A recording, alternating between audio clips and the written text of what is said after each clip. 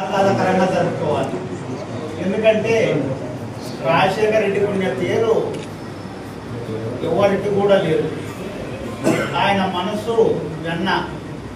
ఎందుకంటే పేద ప్రజలకి ఏమైతే కావాలనో అవన్నీ కూడా సమకూర్చే వ్యక్తి.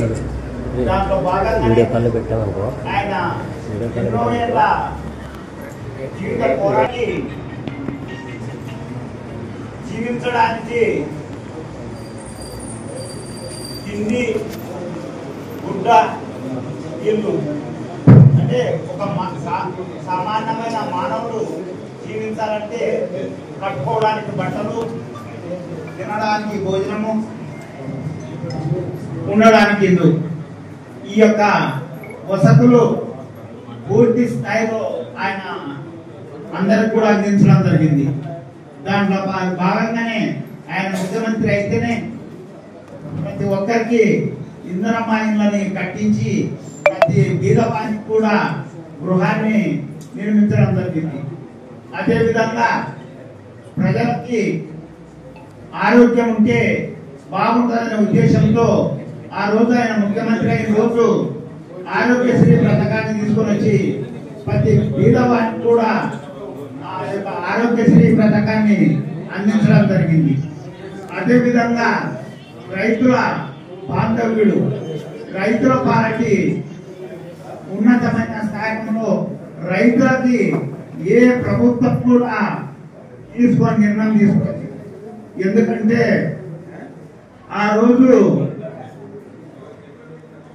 ప్రతిపక్షాలు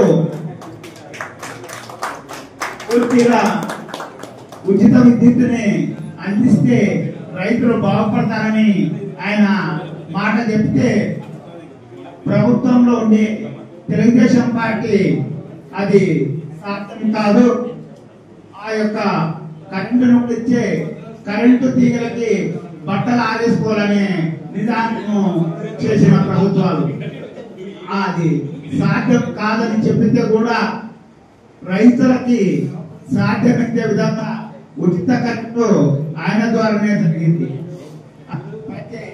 పేదవారికి కూడా ఆయన టైంలో పింఛన్లు కూడా పూర్తి స్థాయిలో అందించడం జరిగింది. అదేవిధంగా ఏది కూడా ఆ యొక్క మహానుభావుడు చేయని పని లేదు.